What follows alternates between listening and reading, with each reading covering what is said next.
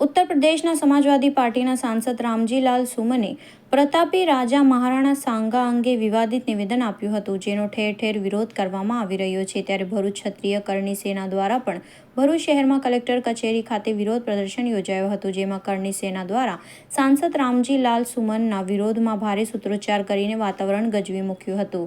ત્યારબાદ સાંસદના પુતળાનું દહન કરાયું હતું। કરણી સેનાના આગેવાનોએ આપેલા આવેદનપત્રમાં જણાવાયું હતું કે આ બાબતે સાંસદ માફી માંગે તેવી માંગ કરવામાં આવી હતી।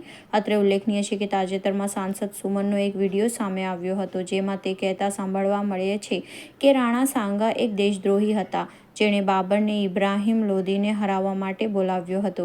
આ ટિપ્પણી બાદ ભારે વિવાદ સર્જાયો હતો। જય માતાજી। હું ભગતસિંહ ડોડિયા, ક્ષત્રિય કરણી સેના પરિવાર પ્રદેશ ઉપાધ્યક્ષ તેમ રાષ્ટ્રીય ઉપાધ્યક્ષ।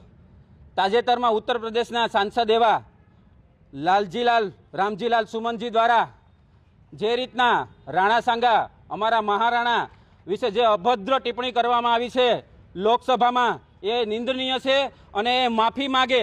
માફી નહીં માગે તો ક્ષત્રિય કરણી સેના પરિવાર એને એની ભાષામાં જવાબ આપશે અને લોકસભામાં જ્યારે ક્ષત્રિય સમાજ ક્ષત્રિયોને છૂટાઈને મોકલતા હોય સાંસદ બનાવીને, તો આ તમામ ભારતના સાંસદો શું કરવા બેઠા છે એ બી અમે જાણવા માગીએ છીએ। અને અત્યારે તમામ ક્ષત્રિયો દ્વારા આજે ભરૂચ કલેક્ટર ઓફિસ ખાતે આવેદનપત્ર આપવામાં આવ્યું છે અને ઉગ્ર વિરોધ કરવામાં આવશે। આગામી સમયમાં જો આ સમાજવાદી પાર્ટીના સાંસદ એવા રામજીલાલ સુમન દ્વારા માફી નહીં માગવામાં આવે તો એને અમે દેખાડી દઈશું કે ક્ષત્રિય શું છે।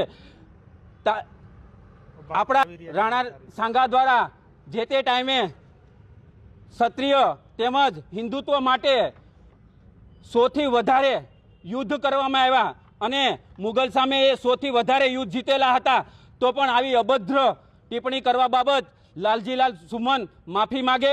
જય માતાજી, જય ભવાની।